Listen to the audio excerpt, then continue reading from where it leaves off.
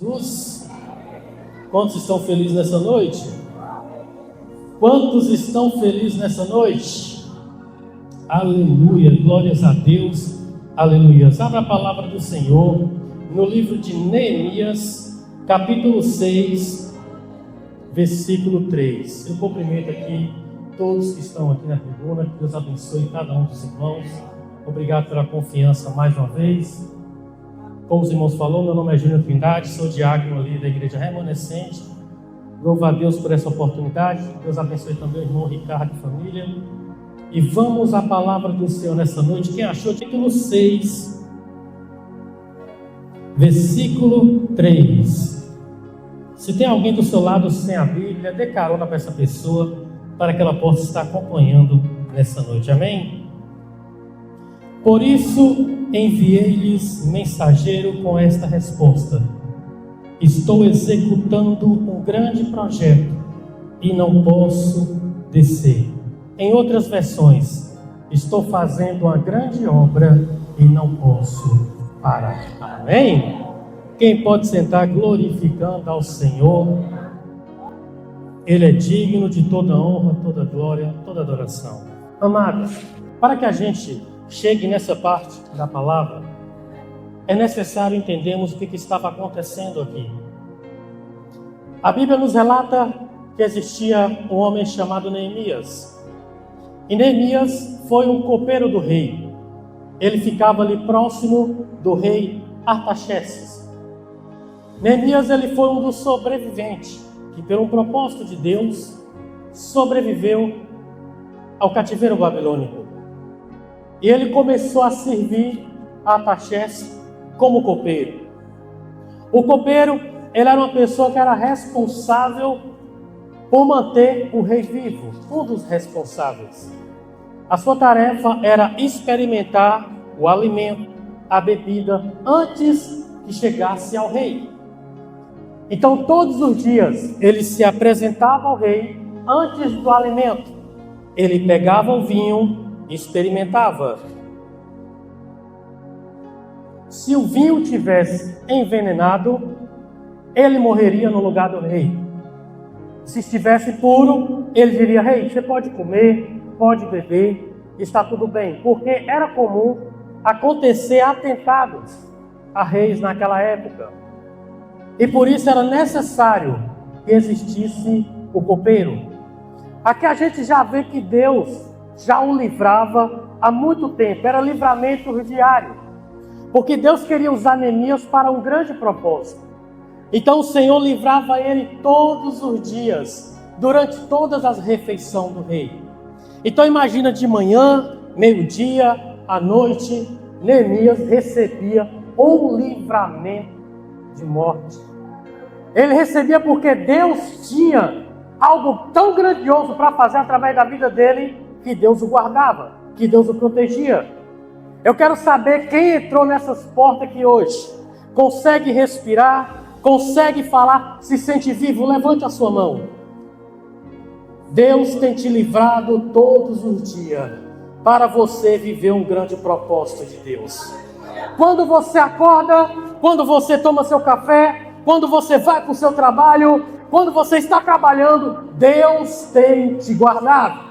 Você pega o seu celular, você vê uma matéria ruim, você vê uma má notícia, mas não é seu nome que está lá, porque Deus tem te guardado. O dia passa, amanhã chega, a noite chega, mas Deus é contigo. A Bíblia diz: eu deitei e levantei, porque o Senhor me guardou com vida. Eu quero te dizer nessa noite, coisas grandes vão acontecer. É por isso que seu dia ainda não chegou. Deus te trouxe aqui para te lembrar, ainda está de pé o propósito na sua vida. É por isso que você está vivo. É por isso que não acabou seus dias. Deus ainda vai te usar nessa terra. Todos os dias ele trabalha, servindo ao rei, fica próximo do rei. A igreja está entendendo?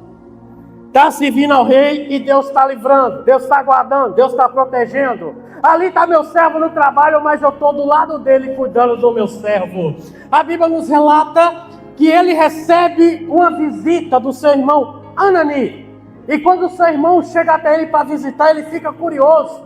Ele quer saber como é que está Jerusalém. O lugar que foi assolado, foi atacado, o povo foi levado em cativeiro.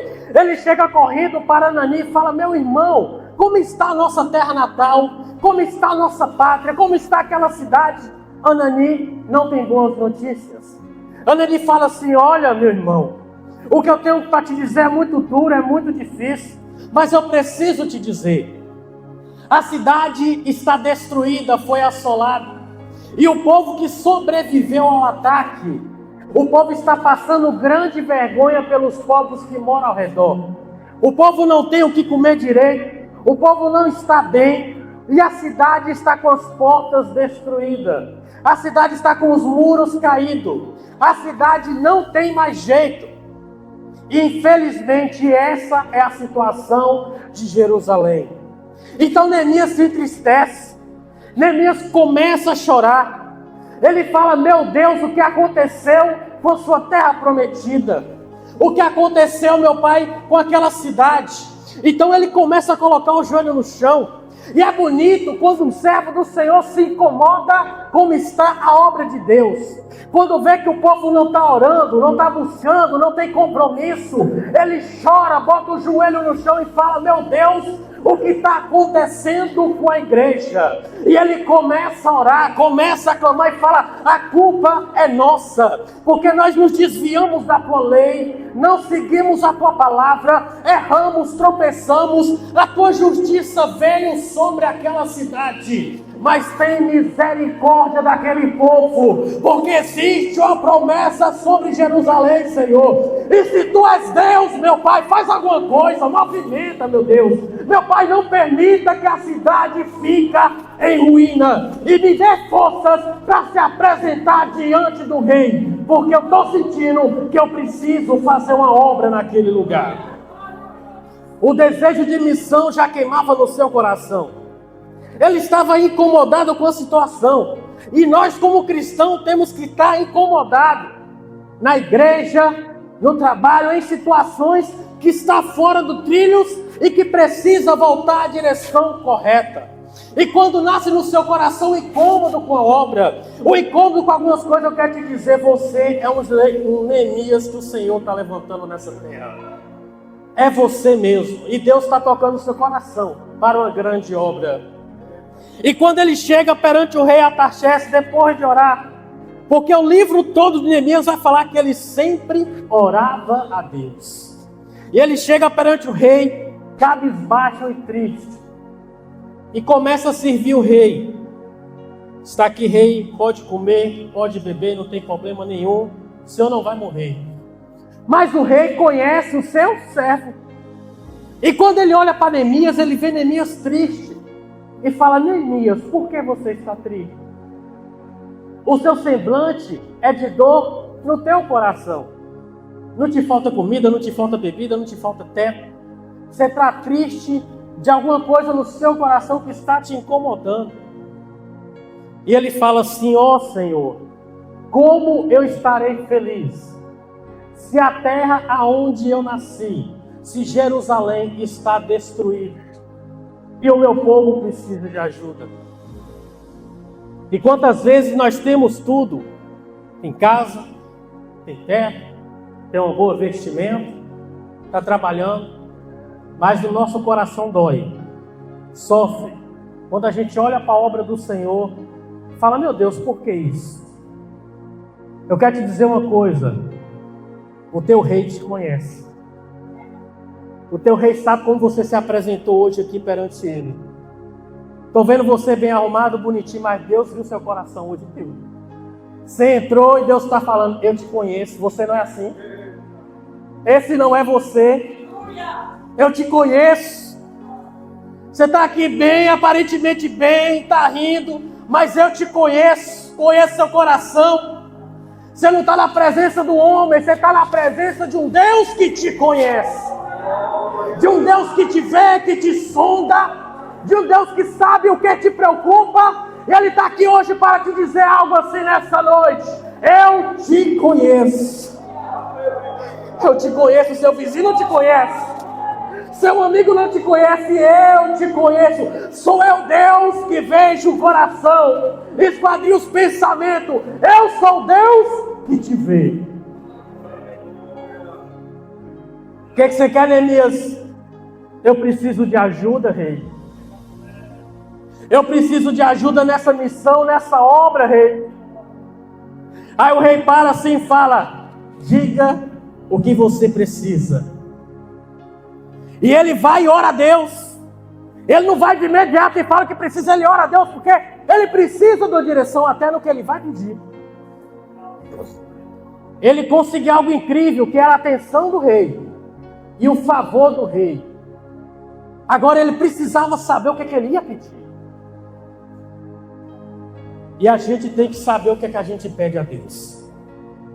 Porque ele não foi por emoção, ele foi pela razão, ele ora a Deus. E Deus revela no coração dele o que ele tem que falar. E Deus hoje está dizendo: vai devagar, ora, que eu vou te revelar como você vai agir nessa situação. Ora, me consulte, eu tenho a direção. Antes de você tomar qualquer posição, qualquer direção, me consulta, porque eu sou o rei que te conhece. Ele ora e depois ele volta e fala: rei, eu quero reconstruir Jerusalém. E ele é ousado. Ele fala assim: eu preciso de algumas coisas. Primeiro, que o Senhor me dê carta de acesso. Eu quero passar pelos reinos com a tua autorização, porque ninguém podia passar. Mas o rei falou: eu vou te dar autorização, você vai passar pelos reinos. Ele fala: eu também preciso de madeira material. Mande uma carta para Asaf, para que ele pegue para mim madeira de primeira qualidade, para reconstruir Jerusalém, reconstruir o lugar que eu vou ficar. Eu preciso de carta, eu preciso de acesso. E o rei fala: eu vou te dar essa carta, eu vou te dar esse acesso. Eu não sei se você está entendendo essa noite, mas você está diante de um Deus que vai te dar acesso à situação que antes você não tinha condição nenhuma. O rei está falando: a obra é minha, eu mando, mas eu também te mando acesso para você passar. Tem acesso sendo liberado da parte de Deus nessa noite na sua vida. Eu não sei o que é, e eu também não posso te dar, mais o rei dos reis, o dono da obra está falando: eu vou dar acesso, eu vou dar condição, vai e faz a obra do Senhor. Ele fala: e eu vou te dar mais, vou te dar algum soldado, vai com você. E nessa noite Deus vai colocar mais anjos ao seu lado, porque a guerra é difícil, o caminho é longo, mas Ele garante a vitória na sua vida. Moisés falou: eu vou fazer a obra, mas se o Senhor não for na frente, eu não irei. Deus está falando: eu vou na frente desse negócio contigo. Eu vou na frente desse negócio contigo. E agora ele estava mais feliz com a missão, estava mais alegre. Então ele pega aqueles soldados, aquelas pessoas, e anda até Jerusalém. E ele vai até Jerusalém. E quando ele vai chegando em Jerusalém, que ele se aproxima com aquelas pessoas, ele fica durante 3 dias, repita comigo, 3 dias, observando. Interessante que o número 3 é tão presente na Bíblia. Jonas 3 dias dentro do peixe. Saulo ficou 3 dias cego. 3º dia Jesus ressuscitou. 3 dias andando. E durante 3 dias analisando Jerusalém, ele não fala nada e ninguém não estava entendendo nada. Primeiro ele analisa a situação para ver por onde ele vai começar. Ele analisa e não fala nada. E quando ele analisa, eu aprendo aqui que antes da gente começar a meter a mão, Deus nos dá a direção, nos dá a condição, mas a gente tem que analisar direito como vai começar. Porque o nosso Deus é um Deus organizado. Ele analisa durante 3 dias, passa pela cidade, tem lugar que não dava nem para passar, de tanto entulho. Era porta caída, muro derrubado, fogo que tinha destruído tudo.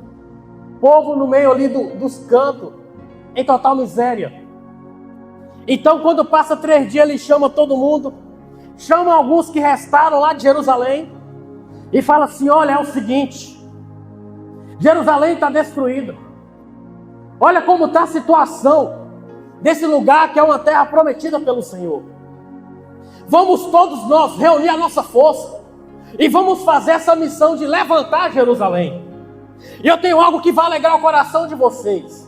O rei já me deu acesso, o rei já me deu material, O rei permitiu eu vir ficar aqui durante o tempo com vocês. Vamos levantar agora uma força e vamos levantar Jerusalém e colocar de pé novamente. O povo se alegra, o povo fica feliz, porque Deus era com ele. Eu quero te dizer nessa noite, Deus está nesse negócio, a obra vai crescer, não vai acabar em nome de Jesus. Mais igreja vai abrir, mais pessoas vai converter. Jesus está falando, eu dou acesso, eu dou poder, eu dou autoridade, e eu estou contigo, mas não desiste da obra. Vai na minha direção, diz o Senhor dos Exércitos. Vai na minha direção. Todo mundo se alegra, todo mundo fica feliz e começa a trabalhar. Um começa a pegar ali tijolos, outro começa a cortar a madeira, outros vai ajudando, mas o inimigo estava prestando atenção neles. O inimigo estava prestando atenção neles. Sambalate, Tobias e Gesem estavam olhando o povo tentando construir Jerusalém novamente. Eles começam a caçoar. Vocês não têm condição de fazer essa obra. Não dá para vocês. Desiste disso aí. Esse murinho que você vai fazer qualquer coisa aí, ele vai cair. E eles começam a colocar pressão, dizendo que não vai dar certo. Começa a querer atingir com palavras. Mas Neemias confiava no Senhor. Neemias falava, ei, vocês não têm parte nessa obra, aparta-te de nós. Aqui é o povo escolhido do Senhor que vai trabalhar aqui, Jerusalém vai ficar de pé de novo. Vocês verão o que Deus vai fazer nesse lugar. Ele garante, Ele nos chamou, nos levantou, nos deu acesso. Vocês não têm parte, eu quero dizer nessa noite, em nome de Jesus, todo levante cai por terra. O inimigo não tem parte nessa obra. Essa obra pertence ao Senhor. Levanta e faz a obra do Senhor. Levanta e faz a obra. O inimigo não tem parte nisso, mas ele fica nos rodando. Desiste, rapaz, dessa igreja. Desiste desse negócio. E fica jogando aquela palavra. Mas Deus fala, eu já estou levantando Neemias nesse tempo, para Neemias levantar outros povos para a obra, para Jerusalém ficar de pé. Não escuta conselhos do mundo, não escuta outro, escuta o Senhor. A Jerusalém da sua vida espiritual pode estar destruída, mas Jesus está te dando a direção para levantar ela hoje, em nome de Jesus. Eles trabalham, e o inimigo viu que eles não pararam. E eles começam a ficar preocupados. Não, os caras lá estão construindo Jerusalém e não está parando não. E agora o que a gente faz? Não, bora ir tentar ir de novo. Eles tentavam de um lado, mas o povo não parava de trabalhar. A perseguição na igreja, no trabalho, na sua vida, no ministério, as lutas, não vai parar. Mas Deus está falando, não pare a obra. Não pare a obra. Não desiste. Porque quando o inimigo luta de lá, eu estou contigo de cá e eu vou te dar vitória nesse negócio. Não vai acabar. Aquele que começou uma obra em minha vida é fiel para aperfeiçoá-la até aquele grande dia. Sabe quando a obra do Senhor vai acabar na sua vida? Ou quando Jesus voltar, ou quando você morrer. Mas daqui até lá é guerra, é peleja, é luta, mas tem milagre, tem providência, tem socorro, tem cura, tem providência. Eu quero te dizer nessa noite, é guerra de lá, guerra de cá, mas quem está conosco é o Deus que nos conhece, é o Rei dos Reis. O que estava com Neemias está contigo nessa noite. Está eles trabalhando, está ele construindo. Aí Neemias começa a dividir os cargos. Fala assim, olha, vocês vão levantar as portas, vocês vão levantar os muros, você vai consertando a rua aí, aquele outro grupo ali, está vendo onde tiver um buraco, vai tampando a brecha. Aí você faz isso aqui, você trabalha naquela parte de limpeza, vai tirando entulho, e ele começa a delegar as coisas. E na missão como é que é? Do que puxa um pano e limpa aqui até quem prega, para Deus é importante. Não pense que seu ministério é pequeno. Não pense que você não tem visibilidade. Para aquele Rei dos Reis, Ele está te vendo. E nessa noite Ele está falando, eu tenho visto o que você tem feito. E lá no reino está contando. No reino está contando, mas Deus está falando, não pare. Não desista. Porque Jerusalém está sendo construída e vidas vão ser salvas através da sua vida. E aí eles começam a pegar ali cerca de 12 portas. Umas já tinham caído, outras precisavam de reforma, e tinha algumas que estavam intactas. Mas era cerca de 12 portas em Jerusalém. Cada porta tinha uma função. Porta do peixe, porta das águas. Por cada porta entrava e saía alguma coisa. E dessas portas, eu te separei 3 portas que era importante em Jerusalém. 3 portas importantíssimas em Jerusalém. A primeira porta que me chamou a atenção era do montouro, que pode ser traduzido como lixo. Pela porta do montouro, do lixo, era tirada toda a bagunça de Jerusalém. Sabe por quê? Porque para começar a obra tem que limpar. Tem que tirar a sujeira. Está lá o profeta Elias. O profeta Elias em cima do monte. Está os profetas de Baal, Azera, clamando a Baal, seu Deus, com sacrifício.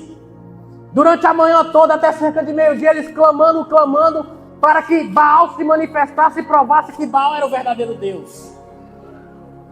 E Elias fala, agora é minha vez, depois de meio-dia. Ele chega e fala, agora é minha vez. Se o Deus responder, quando eu clamar, o meu Deus é o Deus verdadeiro. Mas primeiro, eu tenho que limpar o altar.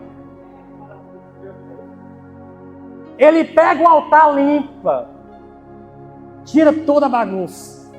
Pega 12 pedras, que representam as 12 tribos, faz o altar, coloca ali o sacrifício, coloca água ao redor, que ele vai dificultar para ver que era Deus mesmo. Coloca água e fala, agora eu vou clamar, minha oração é uma só, não tem oba-oba, não tem roda-roda, não tem nada.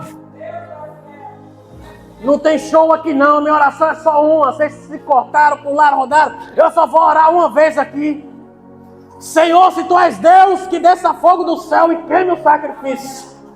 O fogo desce, queima o sacrifício, e ali eles veem que verdadeiramente o Deus de Elias era o verdadeiro Deus. Você quer ver o verdadeiro Deus agir na sua vida? Limpa o altar. Jerusalém, tira toda a sujeira e passa pela porta do lixo. E vai tirando entulho, bagunça, sujeira, vai tirando, vai limpando, porque precisa de espaço para as coisas novas. Deus está falando, você quer ver o novo? Bora limpar esse negócio aqui agora. O que você anda ouvindo? O que você anda assistindo? Com quem você anda? O que você bebe?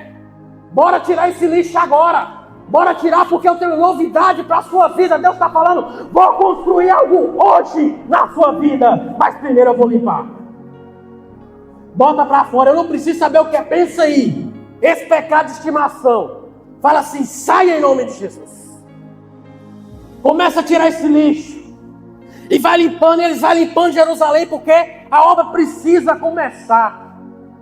E para a obra começar, eles limpam o terreno, quando vai construir, né? Limpa o terreno, tira tudo. Bora começar a construir pelo alicerce. Começar do zero, Deus está falando, eu começo do zero, mas eu vou te limpar e vou fazer algo novo na sua vida. E tira todo o lixo, eles começam a trabalhar. E tinha outra porta que me chamou a atenção, que era a porta da água, onde entrava água para abastecer, para poder trazer ali água para o pessoal, para os animais, entrava por ali. E a água eu vejo como a palavra do Senhor. Quando a palavra entra, o negócio muda. É necessário a palavra. O louvor é bonito. Movimentos de jovens são bonitos. Mas o que vai transformar é a palavra. Você tem que meditar na palavra. Você tem que comer a palavra. É vergonhoso, você chega em igreja, tem pessoas que têm 5, 10 anos, você pergunta, Jesus é o que para você? Jesus é tudo. Deus é tudo. Deus para mim é o Deus, para mim é tudo. E esse Deus que para você é tudo, que representa tudo. Você já leu o livro desse Deus todo? Ah, eu não. Você já viu o tamanho desse livro? Passar anos e anos e não parou nem para ler toda. Eu vi um ateu falando isso. Ele foi conversar com o crente. O crente botou Deus lá em cima. Quando ele perguntou, você já leu meio a Bíblia toda? Ele, eu não. E aí o ateu começou a falar com ele, como é que você não leu o livro do Deus que você disse que é tudo para você? Porque Game of Thrones já assistiu tudo. Novela já assistiu tudo. Conhece o nome de ator famoso tudo. Mas a Bíblia nunca leu toda? E aí disse que ele se envergonhou. E mandou uma foto para ele no WhatsApp. Aqui, ó, seu ateu. Estou lendo a Bíblia, você vai ver, eu vou ler tudo. Aí o ateu falou, eu evangelizei ele mais do que muita gente. É verdade. A água que lava a sua roupa, que purifica as coisas. Água terrena. Mas a água, a palavra, ela purifica o coração. Ela dá uma direção. Lâmpada para os meus pés é a tua palavra. E luz para o meu caminho. O Senhor está falando. Eu vou te dar a palavra para você pregar. Eu vou te dar a direção. Mas você medita nessa lei de dia e de noite. A água entrava em Jerusalém. Para alimentar aquele povo. E a água, a palavra entra na igreja para alimentar a sua vida espiritual. Você precisa da palavra.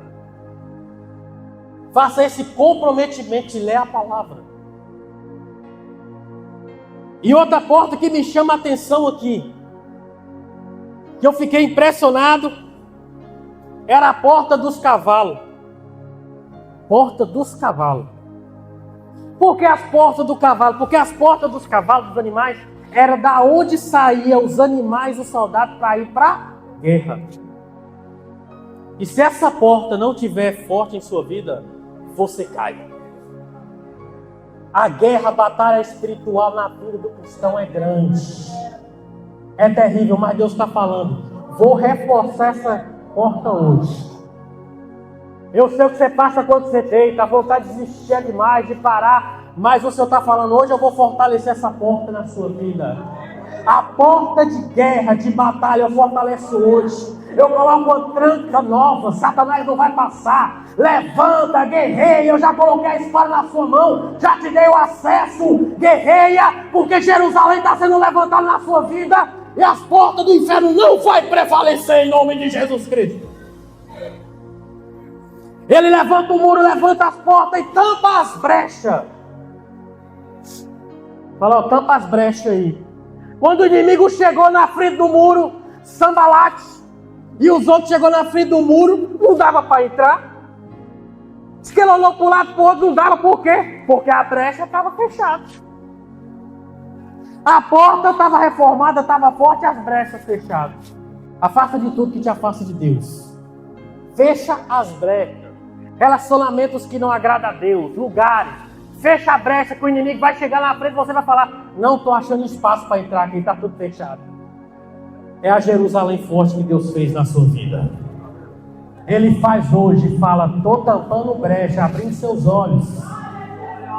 Vou tampar a brecha aqui hoje. Quando o telefone não tocar te procurando aquelas pessoas, fui eu que tampei a brecha. Deixa embora, deixa acabar. Estou tampando brecha aqui hoje. Jesus está tampando brecha na vida de pessoas, porque se ficar aberta, o inimigo entra e te destrói. Mas fiel foi o Deus que te chamou para a obra. Fiel é o Rei dos Reis, Senhor dos Senhores na tua vida. A porta está sendo fortalecida e as brechas estão sendo fechadas. Jerusalém está de pé. As portas, as brechas fechadas. E o inimigo começa a lançar seta, falando desiste, desiste, desiste, desiste. E Neemias, não vou desistir. Aí ele começa a mandar carta para Neemias. O inimigo, Sambalate, manda uma carta para ele e fala assim, ei, desce de Jerusalém aí. Vamos nos encontrar em tal cidade aqui ao lado, vamos conversar. Aí Neemias já sacou que era armadilha. E aí entra o versículo que a gente leu aqui. Aí Neemias vira para ele e fala assim, eu estou fazendo uma grande obra e eu não posso parar. Ele manda cerca de 4 vezes carta, eu não posso parar. A tentação não vai acabar. O levante não vai acabar. Mas Deus está falando, você não pode parar. Você não pode. Se Neemias sai de Jerusalém, era o fim dele, seria morto. Se você sai da presença, o inimigo está te esperando lá fora com tudo armado, é seu fim. Mas Jesus está falando, não sai da presença, não sai de Jerusalém, fica na obra, construa a obra, e quando você estiver na obra, eu estou contigo. Mas não sai de Jerusalém. Aí chega um profeta, fala, Neemias. O profeta fala, Neemias, vamos para dentro do templo, e lá a gente vai ficar escondido. Porque estão tentando te matar. Neemias vem e fala assim, olha, eu não sou covarde. O Deus que me chamou não me chamou para me esconder, eu não vou para o templo. Então ele descobre que um profeta foi comprado, era um falso profeta, para tirar ele de lá e entrar no templo. Porque se ele entra no templo para esconder, as pessoas que ele chamou iriam olhar para ele e falar, ué, você está com medo? Ele seria envergonhado. E o que eu quero dizer para você é o seguinte, no meio da igreja tem falsos cristãos. Vai dar falsos conselhos. Mas se você estiver na palavra, se você estiver na palavra, fala, meu irmão, minha irmã, eu estou numa grande obra e eu não posso parar. Aquele que me chamou garante, eu não vou ouvir o que você está falando. De tantas vozes no mundo, eu escolho a voz de Deus na minha vida. E quando o muro fica pronto, ele fala, vamos restaurar o culto. Ele chama Esdra. Esdra vem para apresentar a lei, ler a palavra. E quando Esdra, o escriba, lê a palavra na frente de todo mundo, ele fala, olha a lei aqui, o que que fala aqui, ó. A lei diz aqui, ó, não matarás, não farás adultérios. Então ele vai falando a lei e o povo fala, meu Deus, eu fiz essas coisas. Meu Deus, eu tropecei. Meu Deus, eu errei. E o povo se arrepende, pede perdão, misericórdia. O culto está sendo restaurado através da palavra. E quando o povo chora, se desespera porque não cumpria a lei, a Bíblia vai nos dizer que Esdra levanta e fala, ei, vocês estão chorando, estão gritando, mas hoje não é dia de tristeza não. Hoje é dia de alegria. Porque a palavra foi lida e você está vendo onde você está errando. É tempo de se consertar, de andar na presença, de ficar firme. Não chora não, é dia de alegria. Porque a alegria do Senhor é a nossa força. É a alegria do Senhor que te sustenta. É a palavra que te mantém de pé. Não desiste, não sai, não sai. Fica na presença, fica onde o Senhor te colocou. Jerusalém não vai acabar, não vai destruir. O Senhor hoje te levanta como Neemias. O Senhor te levanta como Neemias nessa obra. No seu trabalho, no seu casamento, no seu ministério, Ele fala, é você que eu chamei para fazer uma obra naquele lugar. Não desiste do chamado que eu tenho na sua vida.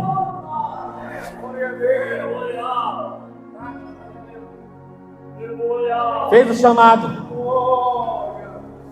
O culto foi restaurado. Jerusalém está de pé. O povo está arrependido. O povo está sendo direcionado. E agora o povo está mais alegre. Um dia que era para eles, como alguns, como tristeza, virou dia de alegria. Essa palavra aqui, irmãos, não é para trazer tristeza na vida de ninguém. É para trazer vida e vida em abundância. Jesus está restaurando Jerusalém espirituais aqui que estava destruído. Jesus está levantando Neemias na palavra, no louvor, no grupo de jovens, no grupo da senhora. Jesus está levantando Neemias e falando, eu coloquei a obra na sua mão, não desiste. Eu te dou condição hoje e eu restauro esse ministério na sua vida.